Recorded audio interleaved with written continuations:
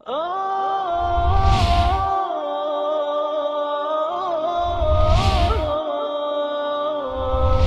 حامل القرآن.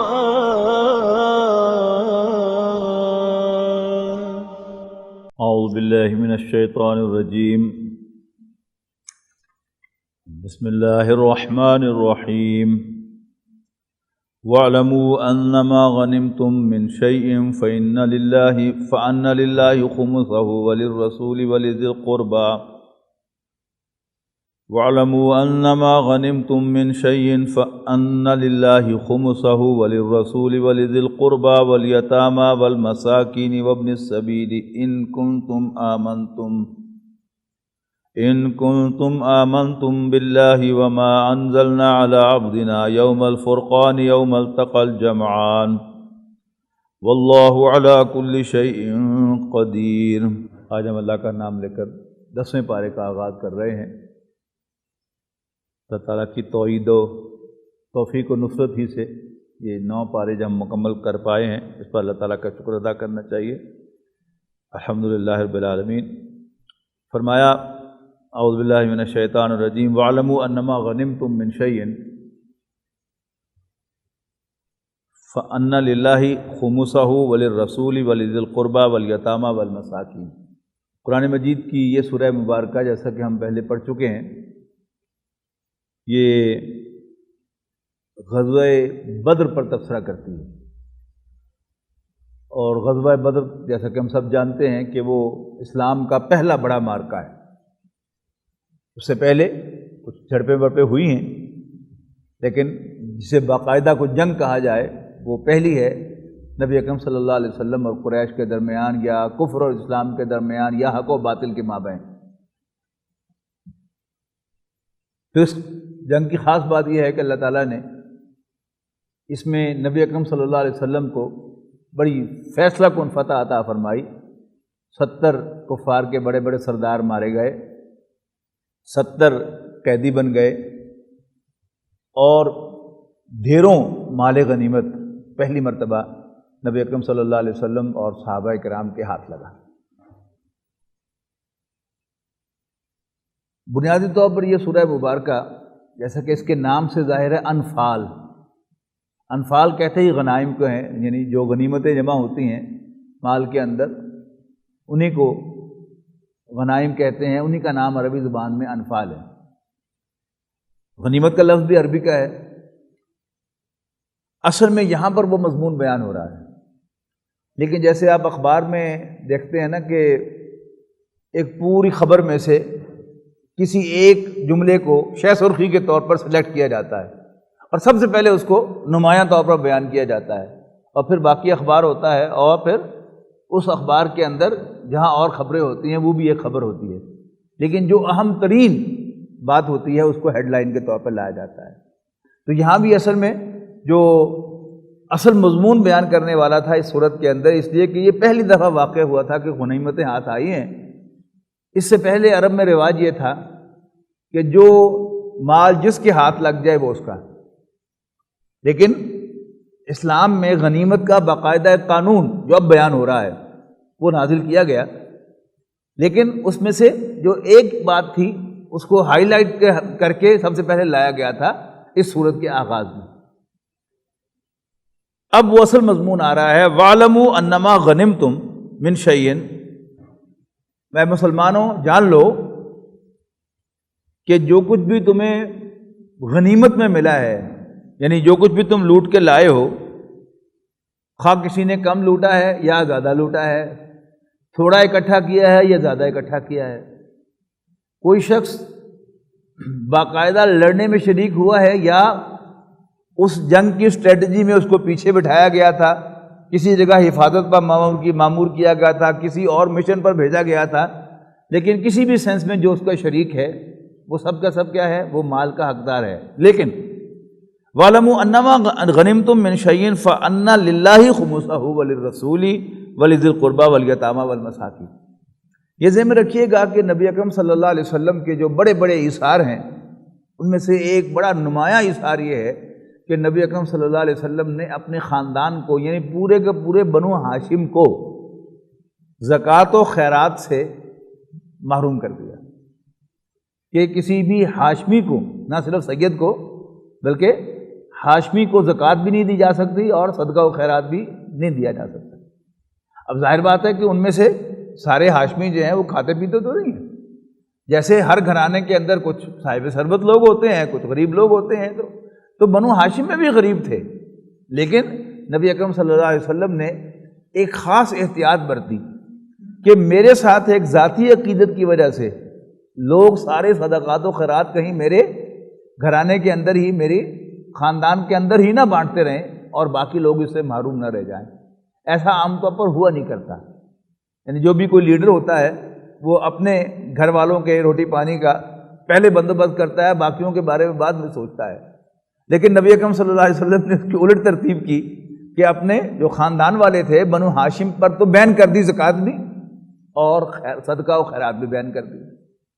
اب ظاہر ہے ان میں سے کچھ غریب لوگ ہیں، اب اللہ تعالیٰ جو ہے ان کا ایک مستقل بندوبست جو ہے وہ کر رہا ہے، وہ کیا ہے کہ جو کچھ بھی تم مال غنیمت میں سے حاصل کرتے ہو فَأَنَّ لِلَّهِ خُمُسَهُ، تو اس کا 5واں حصہ وہ اللہ اور اس کے رسول کے لیے، یعنی وہ بیت المال میں جمع ہوگا اور اس میں سے وظیفہ دیا جائے گا جو بھی بنو ہاشم میں سے، آپ کے خاندان میں سے، آپ کی بیویوں اور آپ کے جو بھی ڈپینڈنٹس ہیں ان کو سپورٹ کرنے کے لیے۔ یہ ذہن میں رکھیے گا کہ نبی اکرم صلی اللہ علیہ وسلم نے پہلے مکہ مکرمہ میں ایک سیلز مین کی حیثیت سے کام کیا، پھر حضرت خدیجہ سے شادی ہو گئی تو حضرت خدیجہ کا سارا مال آپ کی ڈسپوزل پر آ گیا اور وہ یہ سمجھیں کہ اب میرا مال ان کا مال ہے، لیکن نبی اکرم صلی اللہ علیہ وسلم نے کبھی ان کے مال کو اپنا مال نہیں سمجھا، جب تک کہ انہوں نے پورا کا پورا مال مکے کے سرداروں کو گواہ بنا کر آپ کو ہبہ نہیں کر دیا۔ تو پہلے سنا چکا ہوں آپ کو پورا واقعہ کہ نبی اکرم صلی اللہ علیہ وسلم نے ایک دفعہ یعنی تعصب کا اظہار کیا، بڑے پریشان گھر میں تشریف لائے، حضرت خدیجہ نے پوچھا کیا معاملہ ہے، تو آپ نے فرمایا کہ میں باہر گھوم رہا تھا، میں نے ایک قافلہ دیکھا، بڑا قسمہ پرسی کا عالم تھا، بچے بھوک سے بلک رہے تھے، لوگوں کے پاس پہننے کو مناسب کپڑے بھی نہیں تھے، میں سوچ رہا تھا کہ میرے پاس اگر کچھ سرمایہ ہوتا تو میں ان کی مدد کرتا۔ تو حضرت خدیجہ کو سٹرائک ہوا کہ میرے شوہر چونکہ ایک دیانتدار آدمی ہے لہذا میرے مال کو اپنا مال نہیں سمجھتے، صرف میری اجازت سے برت رہے ہیں۔ تو انہوں نے مکے کے سرداروں کو بلایا اور ان سے کہا کہ تم سب گواہ رہو کہ میں نے اپنا سارا مال A to Z اپنے شوہر محمد بن عبداللہ کو ہبہ کر دیا۔ تو یوں فوجدک عائلا فاغنی، اللہ تعالیٰ نے آپ کو تنگ دست پایا تو غنی کر دیا۔ تو آپ کی مکی زندگی جو ہے یعنی جب سے آپ پر وحی کا آغاز ہوا اس کے بعد آپ نے کوئی معاشی جد و جہد نہیں کی، لیکن وہی حضرت خدیجہ کا سرمایہ وہ کنزیوم ہوتا رہا، لیکن جب آپ مدینہ منورہ تشریف لائے تو آپ کی کوئی سورس آف انکم نہیں۔ اب اللہ تعالیٰ نے نبی اکرم صلی اللہ علیہ وسلم کے لیے وہ 5واں حصہ مقرر کر کے آپ کے خاندان والوں کو بھی اس میں شریک کیا، آپ کے ازواج کو بھی اس میں شریک کیا، اور اس کے ساتھ ساتھ والیتامی والمساکین وابن السبیل، یتیموں، مسکینوں اور مسافروں کو بھی اسی بیت المال میں سے حصہ عطا کیا۔ البتہ جو باقی تھے یعنی باقی جو 4 حصے تھے اس کو مجاہدین میں تقسیم کیا گیا، اس فرق کے ساتھ کہ جس کی سواری اپنی تھی، کیونکہ وہ سواری کو بھی خود مینٹین کر رہا تھا، کسی سرکاری کھاتے تھے وہ مینٹین نہیں ہو رہی تھی، لہذا اس کو 2 حصے دیے گئے، اور جو پیدل لڑنے والا تھا یا مجاہد تھا شریک اس جنگ میں اسے 1 حصہ دیا گیا، یعنی 1 اور 2 کی نسبت کے ساتھ ان کے اندر باقی 4 حصے جو وہ تقسیم کیے گئے۔ اب جو پرانا ٹریڈیشن ہے اس کو ذہن میں رکھیے گا کہ جو مال جس نے لوٹا اس کا ہو گیا، چلیے اس میں ایک سٹیپ کمی کر دی گئی کہ نہیں اکٹھا کر کے سب میں تقسیم ہو، لیکن ایک خیال ذہن میں آتا ہے نا کہ چلو جو لڑے ہیں ان میں تو تقسیم سمجھ میں آ گئی کہ جو سوار ہے اس کے 2 حصے ہیں اور جو پیدل لڑنے والا ہے اس کا 1 حصہ ہے، لیکن یہ یتیم، مسکین اور مسافر اور حضور صلی اللہ علیہ وسلم کے خاندان والے یہ کہاں سے ٹپک پڑے؟ اب یہ اس کا جواب دیا جا رہا ہے، اگر تم اللہ اور اس کے رسول پر ایمان رکھتے ہو تو پھر یہ تمہارے رب کا فیصلہ ہے، you got to accept it. یہ ہے اصل میں اس آیت کے آخری حصے کا مفہوم، ان کنتم آمنتم باللہ وما انزلنا علی عبدنا یوم الفرقان یوم التقى الجمعان، اگر تم ایمان رکھتے ہو اللہ پر اور اس پر جو ہم نے نازل فرمایا تھا اپنے بندے صلی اللہ علیہ وسلم پر، یوم الفرقان یوم التقى الجمعان، اس روز جب فوجوں کے درمیان لڑائی ہوئی تھی اور فیصلہ کن فتح نصیب ہوئی تھی نبی اکرم صلی اللہ علیہ وسلم کو۔ کیسے ہوئی تھی؟ وہ صرف جو زمین پر لڑنے والے مجاہدین صرف وہ نہیں لڑے تھے، اللہ تعالیٰ کی طرف سے وہ فوج بھی آئی تھی فرشتوں کی کہ جس نے ان کو ضربیں لگائی تھی، ان کی ہڈیاں توڑ دی تھی، ان کا ایک ایک پور توڑ دیا تھا، کیونکہ وہ اللہ تعالیٰ کی طرف سے۔ اگر تمہارا یقین ہے نمبر ایک اللہ پر، نمبر دو جو ہم نے نازل کیا تھا یوم الفرقان، فیصلے کے دن جب دو فوجیں آمنے سامنے ہوئی تھیں، یعنی وہ فرشتے، واللہ علی کل شیء قدیر، اور اللہ تعالیٰ ہر چیز پر قادر ہے۔ یعنی یہ جو ہے یہ سیکنڈری چیز ہے، فرشتوں کا نازل ہونا۔ اصل بات جو ہے پہلی ہے، اگر تمہارا اللہ تعالیٰ پر یقین ہے اور اس پر یقین ہے کہ یہ کلام اللہ کا کلام ہے اور حضرت محمد صلی اللہ علیہ وسلم اللہ کے رسول ہیں، اور اللہ کے رسول اگر کہہ رہے ہیں کہ اللہ کا یہ فیصلہ ہے، then you have to accept that decision، اور وہ ڈیسیجن یہ ہے کہ 5واں حصہ بیت المال میں جائے گا اور باقی 4 حصے جو ہیں وہ مجاہدین کے اندر تقسیم ہوں گے، اس فرق کے ساتھ جو میں نے آپ کو ایکسپلین کر دیا۔ اذ انتم بالعدوۃ الدنیا، اچھا اب وہ جو اللہ تعالیٰ کی مدد ہے، اب اس میں ایک تو فرشتے جو کسی کو نظر نہیں آئے، لیکن کچھ چیزیں زمینی حقائق کے طور پر جو انسان جو ہے وہ خود کیلکولیٹ کر سکتے ہیں، یس یہ اللہ تعالیٰ کے کرنے سے ہوا ہے۔ اس کو یہاں کیسے بیان کیا گیا ہے کہ اللہ تعالیٰ ٹائمنگز ہوتی ہے نا ایک چیز کی، کہ ادھر سے کفار کی فوج پہنچی، ادھر سے رسول اللہ صلی اللہ علیہ وسلم پہنچے، اور وہ قافلہ جو تیسرا چوائس تھا، دوسرا چوائس تھا جنگ بدر کے مقابلے میں، وہ نیچے سے گزر گیا تھا۔ پہلے ذرا اپنے ذہن میں وہ نقشہ لے آئیے گا، عرب کا نقشہ۔ مکہ مکرمہ جنوب میں ہے، اور پھر اس سے شمال کے اندر مدینہ منورہ ہے، اس سے فردر نارتھ جو ہے وہ شام ہے، سیریا ہے، اور پھر یورپ شروع ہو جاتا ہے۔ یعنی قرآن مجید میں جب بھی شام آتا ہے تو یہ یعنی یورپ کے طور پہ آتا ہے، روم جیسے کہا جاتا ہے پہلے پرانی کتابوں کے اندر، تو وہ کیا ہے؟ وہ یورپ ہے۔ رومی عیسائیوں کے لیے بھی ایک ٹائٹل کے طور پر قرآن مجید میں آپ کو ملے گا۔ نبی اکرم صلی اللہ علیہ وسلم کو اطلاع ملی کہ قریش ایک قافلہ ترتیب دے رہے ہیں بہت بڑا، اور پیش نظر یہ ہے کہ اس سے جو آمدنی ہوگی وہ رسول اللہ صلی اللہ علیہ وسلم اور آپ کے ساتھیوں کو کرش کرنے کے لیے معاذ اللہ استعمال کریں گے۔ لہذا نبی اکرم صلی اللہ علیہ وسلم کے پاس اخلاقی جواز موجود تھا کہ آپ اس قافلے کو روک دیں۔ آپ ایک مہاجرین و انصار کی جماعت کے ساتھ نکلے اس قافلے کا پیچھا کرنے کے لیے، لیکن اللہ تعالیٰ کو کیا منظور تھا کہ آپ اس قافلے کو پا نہ سکے، یعنی 2 منزل آگے نکل گیا۔ 2 منزل کا مطلب کیا ہے؟ 2 دن کی مسافت پر وہ، یعنی نبی اکرم صلی اللہ علیہ وسلم اس مقام پر جب پہنچے تو اس سے 2 دن پہلے وہ قافلہ یہاں سے موو کر چکا ہوا تھا، لہٰذا نبی اکرم صلی اللہ علیہ وسلم اس کو نہیں پا سکے۔ اب نبی اکرم صلی اللہ علیہ وسلم نے وہی قیام فرمایا ہے کہ وہ قافلہ واپس آئے گا۔ تو ذرا جغرافیائی سچویشن ذہن میں لائیے گا کہ بدر کہاں ہے، جہاں یہ جنگ ہوئی ہے۔ یہ بدر جو ہے اس سے ایک راستہ جو ہے وہ جنوب کی طرف جاتا ہے مکہ مکرمہ کو، ایک قافلہ وہاں سے شام کی طرف جاتا ہے نارتھ کی طرف، اور اس میں مشرق کی طرف جو راستہ ہے وہ جاتا ہے بدر کے مدینہ منورہ کی طرف۔ اور سعودی عرب کا نقشہ ذہن میں رکھیے گا، اس کے مغرب میں کیا ہے؟ وہ بحیرہ احمر ہے، اور وہ پھر جدہ ہے، باقی وہ ساری بندرگاہ جو ہے وہاں پر ہے۔ اب قافلہ جو ہے وہ جہاں نبی اکرم صلی اللہ علیہ وسلم نے اس کو جا کر جو مین شاہراہ تھی مکے سے شام کی طرف جانے والی، آپ نے اس شاہراہ پر اس کو گھیرنے کی کوشش کی جو کہ اللہ تعالیٰ کو منظور نہیں تھا۔ پھر اللہ تعالیٰ نے ٹائمنگز ایسی بنائی کہ وہ قافلہ جو نبی اکرم صلی اللہ علیہ وسلم بظاہر جس کو روکنے کے لیے نکلے تھے، اللہ تعالیٰ نے وہ قافلہ آپ کے لیے نہیں رکھا ہوا تھا، اللہ تعالیٰ نے اس کے مقابلے میں آپ کے لیے ایک بڑی فتح رکھی ہوئی تھی.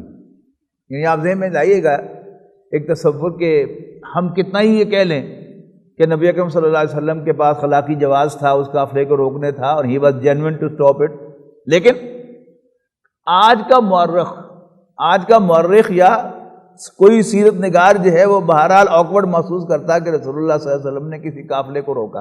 دنیا کی جو اسٹریٹجی آف وار ہوتی ہے، دنیا میں یہ چیز ایک مانی ہوئی ہے کہ پری ایمپٹیو اٹیک جو ہے وہ کیا جا سکتا ہے. جب آپ کو یقین ہو کہ کوئی چیز جو ہے وہ آپ کے خلاف جو ہے وہ استعمال ہونے والی ہے تو آپ اس کو پکڑ سکتے ہیں.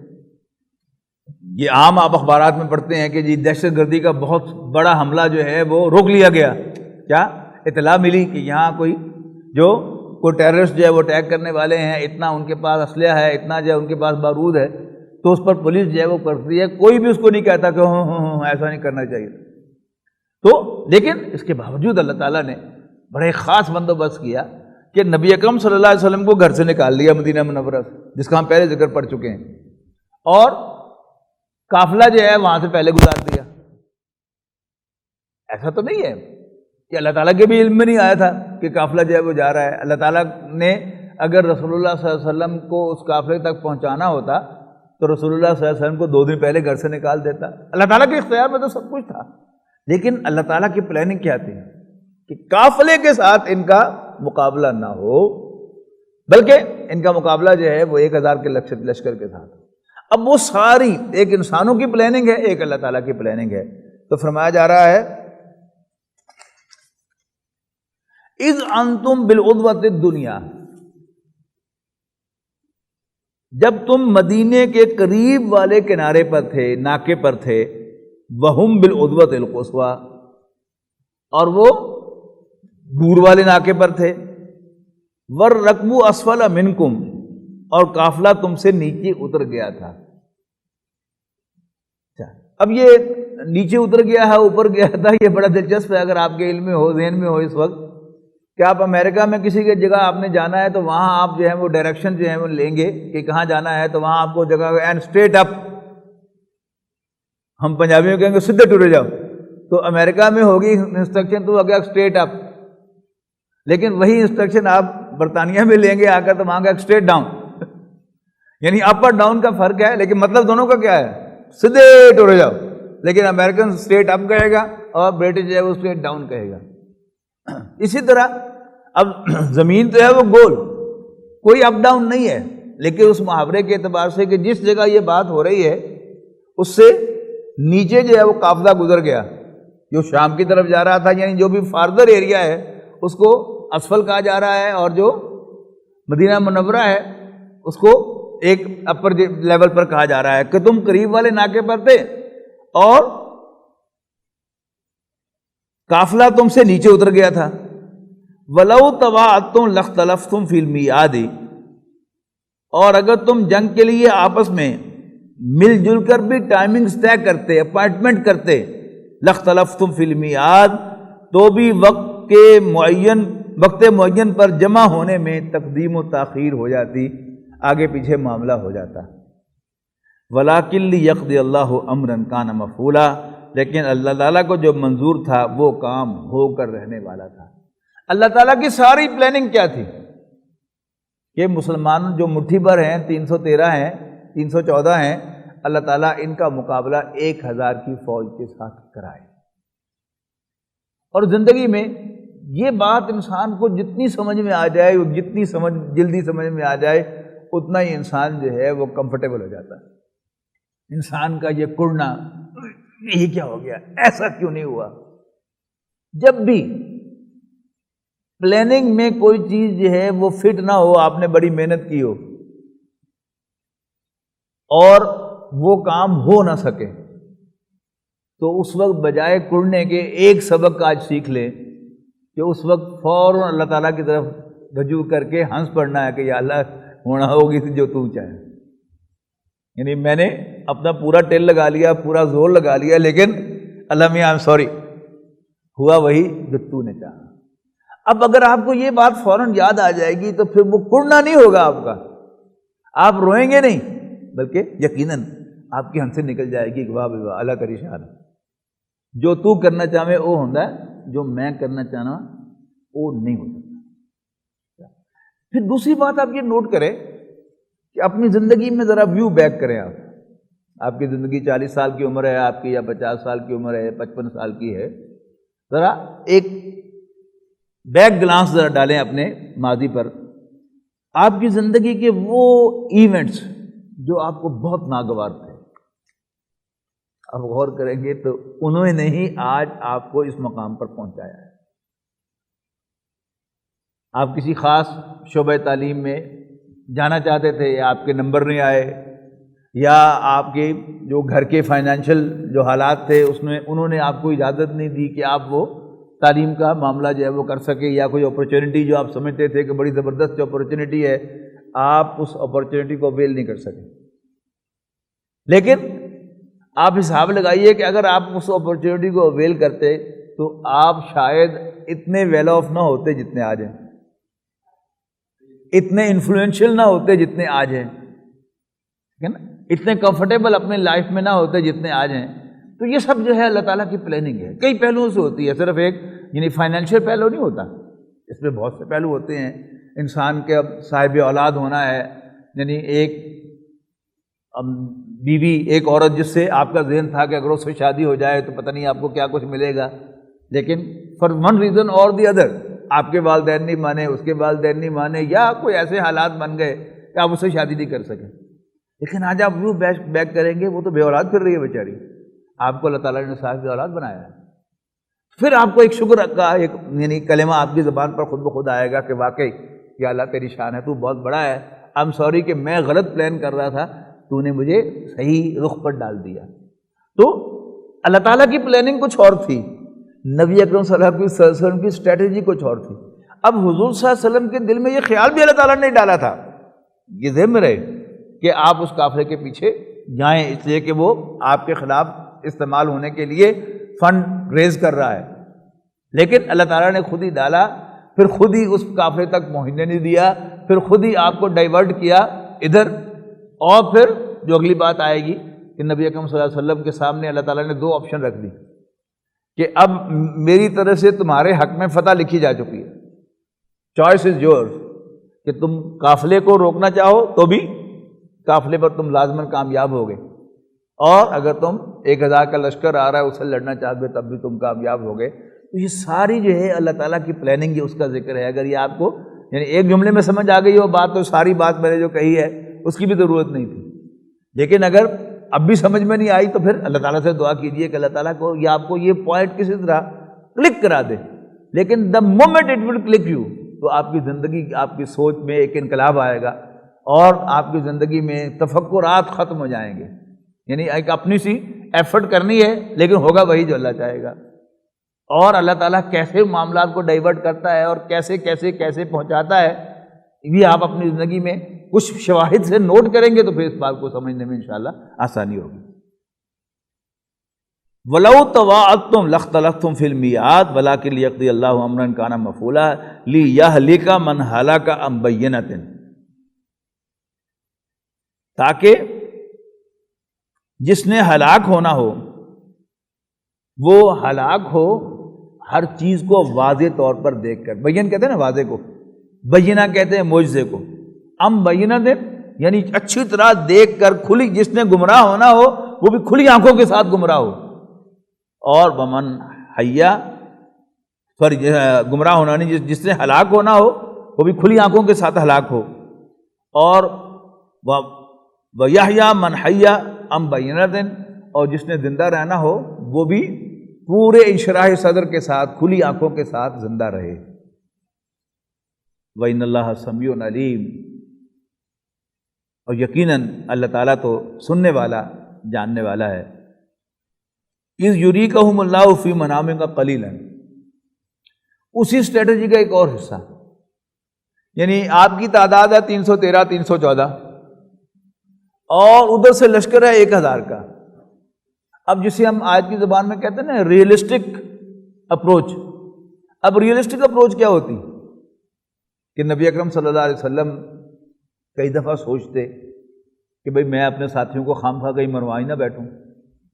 ادھر سے 1000 کا کیل کانٹے سے لیس لشکر ہے اور یہاں بے سر و سامان اور وہ بھی 314 ہیں. اب لیکن اللہ تعالیٰ نے کیا کیا؟ حضور صلی اللہ علیہ وسلم کو خواب دکھایا اور اس خواب میں آپ کو ایسا محسوس ہوا کہ نہیں تو بہت نہیں بندے ہوتا نا. یعنی خواب جب انسان دیکھتا ہے اس میں ایسا تو نہیں ہوتا کہ آپ باقاعدہ نمبرنگ کرتے ہیں یار یہ تو 1000 ہے، نہیں. یعنی ایک گلاس آپ دیکھتے ہیں اور اس گلاس پر آپ ایک کنکلوژن نکالتے ہیں کہ نہیں کوئی بندے زیادہ نہیں، تقریباً برابر ہی. اچھا، اب اس پر پھر ایک سوال پیدا ہوا مفسرین کے ہاں، تو کیا اللہ تعالیٰ نے رسول اللہ صلی اللہ علیہ وسلم کو غلط خواب دکھایا تھا؟ نہیں، اللہ کے نزدیک کا خواب تو جھوٹا نہیں ہوتا. تو اللہ تعالیٰ نے پھر آپ کو کیا دکھایا؟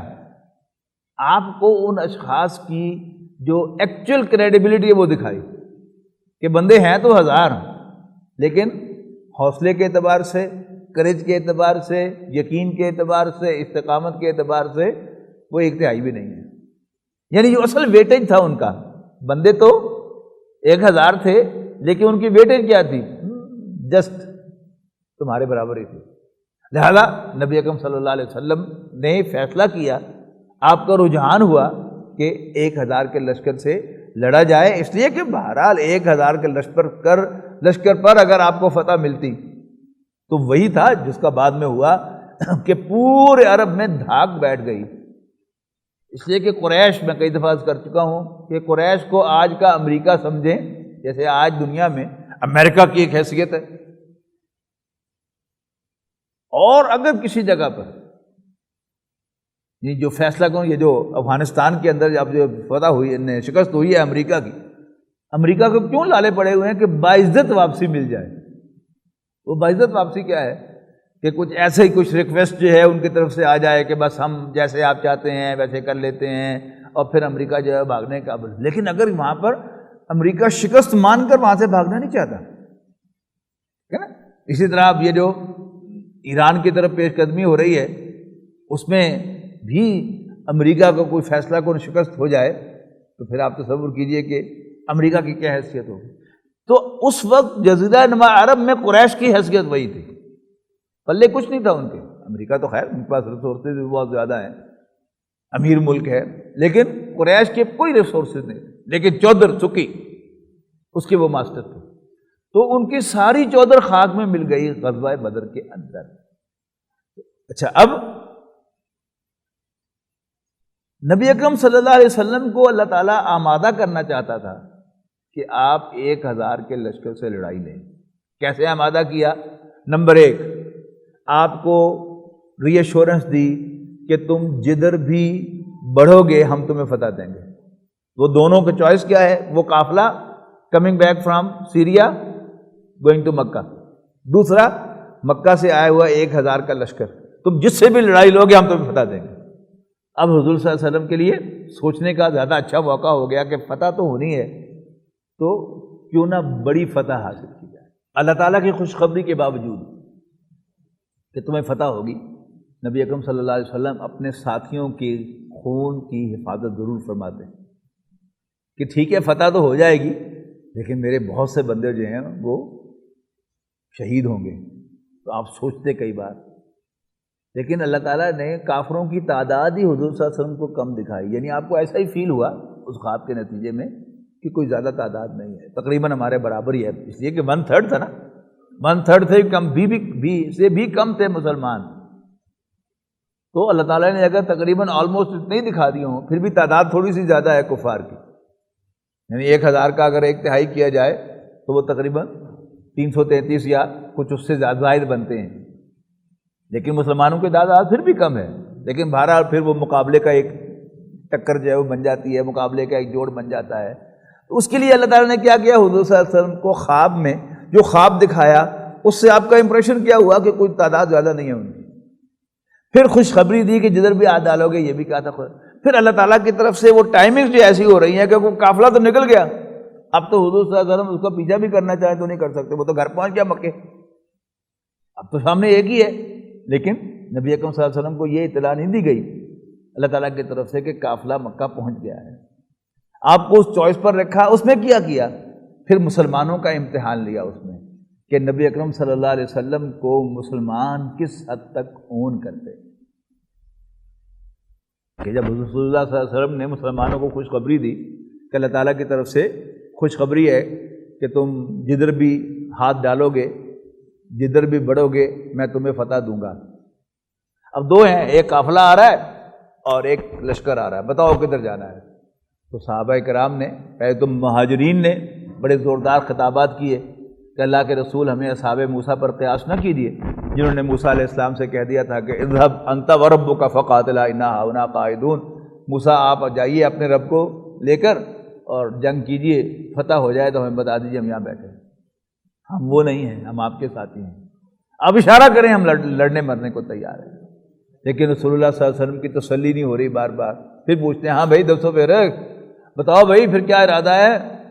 تو انصار کو سٹرائک ہوا تو حضرت سعد رضی اللہ تعالیٰ عنہ کھڑے ہوئے, انصار میں سے ایک قبیلے کے سردار. انہوں نے کہا کہ یا رسول اللہ کاننا کا تعینہ, اللہ کے رسول ایسا معلوم ہوتا ہے کہ جو آپ بار بار پوچھ رہے ہیں یو مین اس. تو سنیے, انا آمنا بک وصدقناک, ہم آپ پر ایمان لا چکے ہیں, آپ کی تصدیق کر چکے ہیں, آپ بسم اللہ کیجئے, جیسے آپ کی مرضی ہے آپ کیجئے, ہم آپ کے ساتھ. تو ان کا بھی اللہ تعالیٰ نے امتحان لے لیا, اور ان کے کھاتے میں جو اللہ تعالیٰ نے اس بات پر کہ انہوں نے نبی اکرم صلی اللہ علیہ وسلم کو ہر اعتبار سے اون کر لیا, آپ اندازہ نہیں لگا سکتے, ہم اندازہ نہیں لگا سکتے کہ اللہ تعالیٰ نے ان کے نامہ اعمال میں کیا کچھ لکھ دیا ہوگا. اذ یریکہم اللہ فی منامک قلیلا ولو اراکہم اللہ کثیرا لفشلتم. اور اگر اللہ تعالیٰ تمہیں ان کی تعداد زیادہ دکھاتا تو تم ہمت ہارتے, وتنازعتم فی الامر, اور تم فیصلے میں کھینچ تان کرتے, تنازع کھڑا کرتے, جھگڑتے. ولیکن اللہ سلم, لیکن اللہ تعالیٰ نے تمہیں بچا لیا. انہ علیم بذات الصدور, بے شک وہ تو سینوں کے بھیدوں کا جاننے والا ہے. اذ یریکموہم اذ التقیتم فی اعینکم قلیلا, اس وقت جب تم ایک دوسرے کے مقابل ہوئے تو کافروں کو تمہاری نظر میں تھوڑا کر کے دکھا رہا تھا اللہ تعالیٰ. وَيُقَلِّلُكُمْ فِي أَعْيُنِهِمْ, اور تمہیں کافروں کی نظر میں چھوٹا کر کے دکھا رہا تھا. یعنی کافروں کو تو ویسے بھی تعداد کم نظر آ رہی تھی, تو معلوم ہوتا ہے کہ اللہ تعالیٰ نے مسلمانوں کی تعداد ان کو اور بھی زیادہ کم دکھائی. کیسے ہوتا ہے؟ یعنی یہاں خواب کا ذکر نہیں کیا, بلکہ کیا ان کو دکھائی. یعنی ظاہر ہے جاسوسی کا معاملہ جو ہے وہ اس وقت بھی ہوتا تھا. اسی غزوہ بدر کا واقعہ ہے, الرحیق المختوم میں لکھا ہے کہ نبی اکرم صلی اللہ علیہ وسلم نے صحابہ سے کہا کہ کوئی سن گن لے کے آؤ, کافروں کی تعداد کے بارے میں کچھ معلومات لے کے آؤ. تو وہ 2 آدمیوں کو پکڑ کر لے آئے صحابہ, گرفتار کر کے رسول اللہ صلی اللہ علیہ وسلم کے سامنے لا کر پیش کر دیا. تو آپ نے ان سے پوچھا کہ کتنی تعداد ہے تمہاری لشکر کی؟ انہوں نے کہا جی کچھ پتہ نہیں. تو آپ نے پوچھا کہ کتنے اونٹ ذبح ہوتے ہیں؟ تو انہوں نے کہا جی ایک دن 9, ایک دن 10. تو رسول اللہ صلی اللہ علیہ وسلم نے فوراً حساب لا کر فرمایا اس کا مطلب ہے کہ 1000 کا لشکر ہے. اب وہ 2 آدمی کیا کرنے نکلے ہوئے تھے, آپ اندازہ لگائی نا. یعنی وہ مسلمانوں کے لشکر کے بارے میں معلومات اکٹھی کرتے پھر رہے تھے اپنی فوج کے لیے, اور حضور صلی اللہ علیہ وسلم کے صحابہ 20 ہی مشن پر مامور تھے, ان کو پکڑ کے لے آئے اور رسول اللہ صلی اللہ علیہ وسلم نے ان کی تعداد معلوم کی.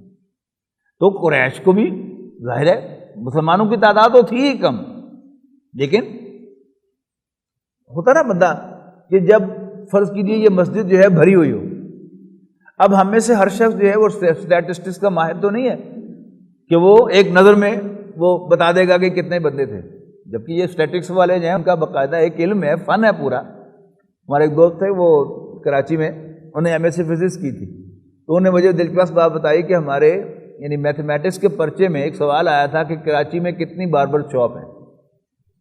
اب بظاہر یہ فزکس کے ساتھ اس کا کیا تعلق ہے؟ تو انہوں نے بتایا کہ اس کا طریقہ کار یہ ہے کہ یہ حساب لگایا جاتا ہے کہ کراچی کی آبادی کتنی ہے, ان میں سے بالغ مرد جنہوں نے شیو کرانی ہوتی ہے وہ کتنے ہیں, یعنی آج سے 4 سال پہلے کی بات ہے, جب انہوں نے کیا تھا یہ 40 سال پہلے، میرے عمر ہی تھے تقریباً، وہ 40-45 سال پہلے کی بات ہوگی، تو کتنے لوگ ہیں جنہوں نے شیو کرانی ہے، اس کا بھی حساب لگایا جاتا ہے، کیلکولیٹ کیا جاتا ہے، پھر اس پر تقسیم کیا جاتا ہے کہ آن ایوریج صبح کے وقت شیو کرانے والے ڈیلی کتنے لوگ ہوتے ہیں، ایک دن چھوڑ کر کتنے لوگ ہوتے ہیں، پھر ہفتے بعد کرانے والے، کٹنگ کرانے والے کتنے لوگ ہیں، اس سے پھر وہ کیلکولیٹ کیا جاتا ہے۔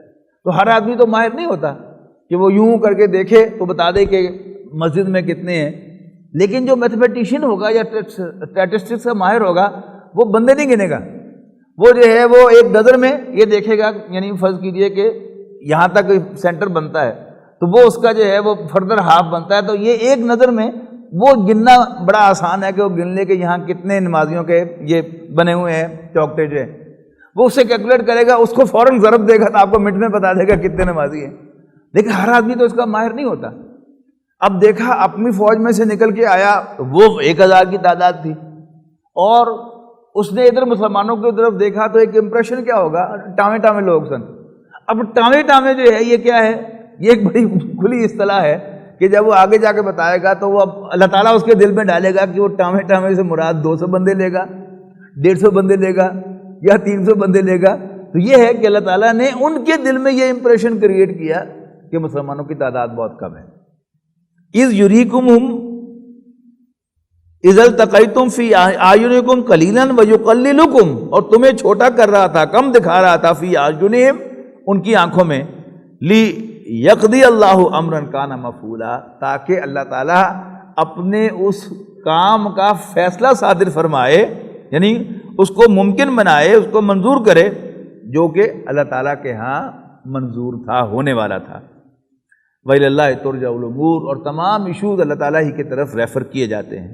یا ایھا الذین آمنوا، اے ایمان والو، اذا لقیتم فئۃ فاثبتوا، جب بھی تمہارا کسی جماعت سے مقابلہ ہو تو ثابت قدم رہنا، واذکروا اللہ کثیرا لعلکم تفلحون، اور اللہ تعالیٰ کو بہت زیادہ یاد کرنا تاکہ تم فلاح پاؤ۔ وَأَطِیعُوا اللَّهَ وَرَسُولَهُ، اور اللہ کا کہنا مانو اور اس کے پیغمبر کا، وَلَا تَنَازَعُوا، اور جھگڑا نہ کرو۔ نزع کہتے ہیں کھینچنے کو، نزع کا عالم کہتے ہیں نا کہ جب انسان کی روح کھینچی جا رہی ہے اس کو کیا کہتے ہیں، موت کے وقت کو نزع کا عالم۔ تو تنازع کیا ہے، کھینچ تان، جیسے جہد کے معنی کوشش، مجاہدہ کیا ہے، کش مکش، یعنی آپ کا مخالف جو ہے وہ اپنی سی کوشش کر رہا ہے، آپ اپنی سی کوشش کر رہے ہیں، تو یہ کیا ہے، یہ مجاہدہ ہو گیا۔ قتل کے معنی قتل کرنا، ون سائیڈڈ ایکٹ، لیکن مقاتلہ یا قتال کیا ہے، جنگ، کہ جب آپ اس کو قتل کرنے کے درپے ہیں وہ آپ کو قتل کرنے کے درپے ہے۔ اسی طرح یہ لفظ کیا ہے، تنازع، متنازع ہونا کیا ہے، جھگڑا کرنا، اور ایک ہے اختلاف۔ اختلاف اور چیز ہے، اختلاف تو ایک نیچرل فینومینن ہے، جہاں بھی دو مختلف انڈیویجولز ہوں گے ان کی رائے میں کہیں نہ کہیں کوئی اختلاف ضرور ہوگا، خواہ وہ باس اینڈ سبارڈینیٹ ہوں یا کولیگز ہوں، جہاں دو انسان ہیں وہاں دو رائے ہوں گی۔ لیکن تنازع کیا ہے کہ میں بھی آکڑ جاؤں کہ جی میری گل ہی منی جائے گی، اور آپ بھی آکڑ جائیں گے جی ساڈی گل ہی منی جائے گی، تو پھر یہ کیا ہے، یہ تنازع ہے۔ وَأَطِیعُوا اللَّهَ وَرَسُولَهُ، اللہ اور اس کے رسول کا کہنا مانو، وَلَا تَنَازَعُوا، اپنا مشورہ دو، اپنی رائے دو، اپنا پوائنٹ آف ویو بیان کرو، لیکن جھگڑا نہ کرو، اصرار نہ کرو کہ ہماری بات مانی جائے۔ اگر ایسا کرو گے فَتَفْشَلُوا، تو تمہاری ہمت جواب دے جائے۔ دیکھیے یہ جو دو نظام ہیں اطاعت کے، سسٹم آف اوبیڈینس ہیں، ایک ڈیموکریٹک سسٹم ہے۔ ملک کے اندر جو ہے وہ آج کا دنیا کا نام کیا ہے کہ ملک کے اندر ڈیموکریٹک سسٹم ہو، اور ڈیموکریٹک سسٹم کے اندر ہر چھوٹے سے چھوٹے معاملے پر پارلیمنٹ میں بحث ہو، اور پورا موقع ہو وہاں لڑنے جھگڑنے کا، جیسا کہ آپ دیکھتے رہتے ہیں، پورا موقع لڑنے جھگڑنے کا، اور پھر ہفتہ لگ جائے، 10 دن لگ جائے، مہینہ لگ جائے، 4 مہینے لگ جائیں، جب تک وہ اسمبلی میں سے کوئی بات پاس نہ ہو اس وقت تک وہ امپلیمنٹ نہ ہو، اس لیے کوئی ایمرجنسی نہیں ہے۔ اسی ملک میں فوج کا ڈسپلن یہ نہیں ہوتا، یاد رکھیے گا۔ فوج کا ڈسپلن کیا ہے listen and obey. There is not to reason why, there is but to do and die. ایک کمانڈر جو ہے ایک آفیسر کو بلاتا ہے, وہ آتے ہی سیلیوٹ کرتا ہے, سر, وہ کہتا ہے ہیو اے سیٹ. اس کے بعد وہ اسٹریٹجی اس کے ساتھ نقشہ پڑا ہوا ہے اور جنگ کی اسٹریٹجی ڈسکس ہوتی ہے. دونوں پوری بحث کرتے ہیں, اپنی اپنی رائے دیتے ہیں, لیکن اس کے بعد کمانڈر کہتا ہے یو کین گو. وہ کرسی سے اٹھ کر پھر سیلیوٹ کرتا ہے کہ یہ میری رائے تھی but I will obey you. یہ کیا ہے؟ یہ فوج کا ڈسپلن ہے. تو کہنا مانو اللہ اور اس کے رسول کا, وَلَا تَنَازَعُوا, اور جھگڑا نہ کرو, وَتَذْهَبَ رِيحُكُمْ, ایسا کرو گے تو تمہاری ہوا اکھڑ جائے گی, تمہارا امپریشن ختم ہو جائے گا. یہ جو گارڈ آف آنر کا معائنہ کروایا جاتا ہے مہمانوں کو, بظاہر تو ان کا اعزاز ہوتا ہے لیکن حقیقت میں انہیں تھریٹ کرنے کے لیے ہوتا ہے. دیکھو یہ ہے ہماری فوج کہ جو کمانڈر کے اشارے پر قدم اٹھاتی ہے, left right left right left right. اور یہ جب کمانڈر کو حکم ملے گا اوپر سے اور کمانڈر حکم دے گا اپنے سپاہیوں کو, تو یہ جھگڑا نہیں کریں گے. اور کامیابی اسی سے ہوتی ہے. اگر کمانڈر کی بات مانی جاتی ہے تو پھر وہ فوج کامیاب ہوتی ہے. یعنی پاکستانی فوج کا جو باہر آج تک امپریشن آیا ہے کہ پاکستانی فوج میں آج تک کبھی فوج کے اندر سے بغاوت نہیں. اگر کوئی تھوڑی بہت ہوئی بھی ہے تو بالکل انیشل سٹیج پر وہ لوگ پکڑے گئے ہیں and they have been thrown out. بحیثیت مجموعی فوج ساری کی ساری ہمیشہ ایک پیج پر رہی ہے. یہ کیا ہے؟ یہ ہمارے دشمن کے لیے ایک بہت بڑا پیغام ہے کہ یہ فوج جو ہے یہ اپنے کمانڈر کی بات جو ہے وہ مانتی ہے.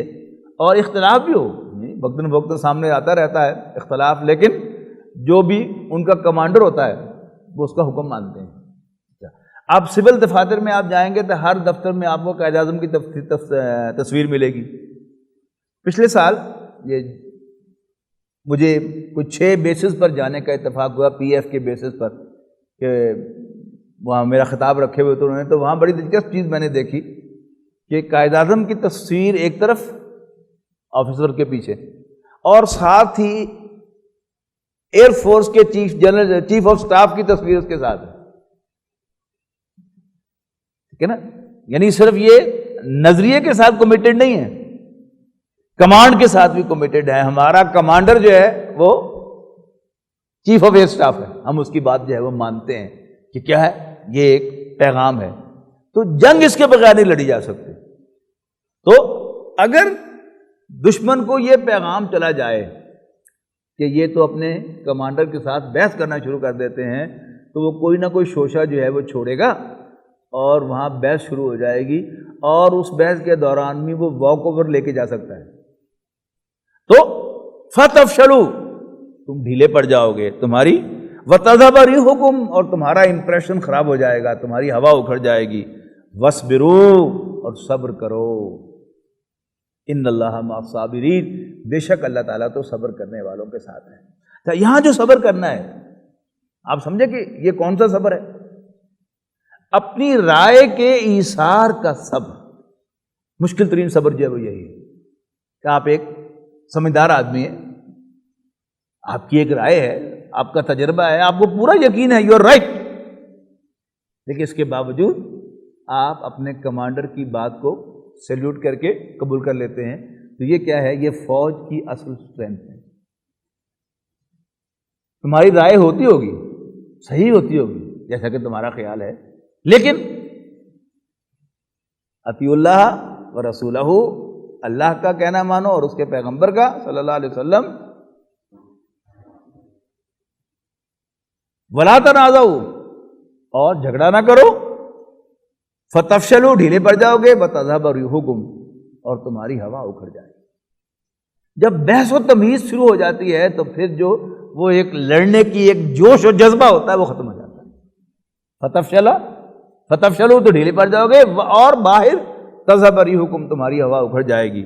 واصبروا, اور صبر کرو, یعنی اپنی رائے کا ایثار کرو اپنے کمانڈر کو اوبے کرنے کے لیے, جو اس وقت رسول اللہ صلی اللہ علیہ وسلم ہے.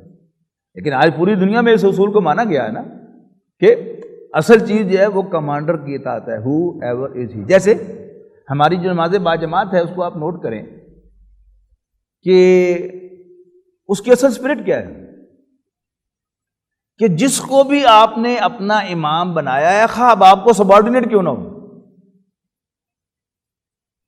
ٹھیک ہے نا.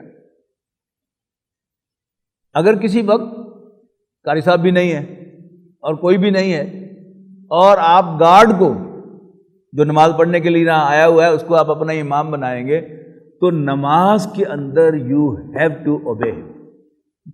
ایک دلچسپ بات ہے، تو نیو یارک میں ایک صاحب نے بتایا کہ وہاں کچھ عرصے کے لیے کوئی مسلم سینٹر آف نیو یارک میں کوئی صاحب امام تھے، پاکستانی تھے، تو انہیں کوئی کہتا تھا نا انتظامیہ کا آدمی کہ نماز چھوٹی پڑھانا بڑی کرنا یا کوئی انسٹرکشن دیتا تھا، کہتا نو، نماز سے باہر آپ باس ہیں، میں آپ کا سبارڈینیٹ ہوں، نماز کے اندر میں امام ہوں، آپ میرے مقتدی ہیں، تو یو کانٹ ڈکٹیٹ می کہ نماز کے اندر ایسے کرو. کیا دیکھتے ہیں ہم پروٹوکول کیا ہے کہ اگر امام بھول جائے، آپ کو پکا یقین ہو کہ امام بھول گیا ہے، آپ کو صرف سبحان اللہ کہنے کی اجازت ہے. مثال کے طور پر دوسری رکعت میں بیٹھنا تھا، ظہر کی نماز میں دوسری رکعت میں بیٹھنا تھا، امام بھول کر کھڑا ہو گیا تو آپ صرف سبحان اللہ کہہ سکتے ہیں، لیکن یو گاٹ ٹو اوبے ہم، آپ کو اس کے ساتھ کھڑا ہونا ہوگا اور اس کے ساتھ سجدہ سہو کر کے نماز کو ریکٹیفائی کرنا ہوگا. اگر آپ چاہیں گے کہ چل یہ تو بھول گیا، آپ فٹافٹ اتحیات پڑھ کے کھڑے ہو جائیں تو آپ کی نماز ٹوٹ جائے گی، اس کی نماز نہیں ٹوٹے گی. یہ کیا ہے؟ یہ ہمارے دین میں وہ ڈسپلن ہے کہ جو سکھایا گیا ہے کہ اطیعوا اللہ ورسولہ، اللہ کا کہنا مانو اور اللہ کے پیغمبر صلی اللہ علیہ وسلم کا کہنا مانو. ولا تنازعوا، جھگڑا نہ کرو، فتفشلوا، ورنہ ڈھیلے پڑ جاؤ گے، وتذهب ريحكم، اور تمہاری ہوا اکھڑ جائے گی، واصبروا، اور صبر کرو. دیکھیں نا سارا سروسز کا سارا نظام جو ہے وہ اسی طرح ہے. آپ کو اپنے باس کی کڑوی بھی سننی پڑتی ہے، کسیلی بھی سننی پڑتی ہے، آپ کو یقین ہوتا ہے کہ خام خواہ ڈانٹا ہے، لیکن اف یو مین بزنس، اگر آپ کو ملازمت کرنی ہے تو you have to live with it. اسی طرح جو دین کا تقاضا کیا ہے، اللہ تعالیٰ نے ہر انسان کو کچھ نہ کچھ عقل ضرور دی ہے، لیکن کچھ ہم میں سے بہت زیادہ ذہین بھی ہوتے ہیں. لیکن ڈسپلن کیا ہے کہ فیصلہ کس کا چلے گا؟ فیصلہ باس کا چلے گا، ٹھیک ہے نا. حالانکہ وہ ایک سول معاملہ ہے، وہاں بھی باس کا چلتا ہے، لیکن جنگ کے اندر ان کی تو ٹریننگ کا حصہ ہے باس. یعنی کہنے کو تو ہمارے سروس رولز ہیں، سول کے بھی وہی ہوتے ہیں کہ باس از آلویز رائٹ، لیکن بھارت سول میں بحث مباحثہ چل جاتا ہے، لیکن فوج میں اس کا کوئی امکان نہیں ہے. ان اللہ مع الصابرین، بے شک اللہ تعالیٰ صبر کرنے والوں کے ساتھ ہے. بارک اللہ لی ولکم فی القرآن العظیم ونفعنی وایاکم بالآیات والذکر الحکیم.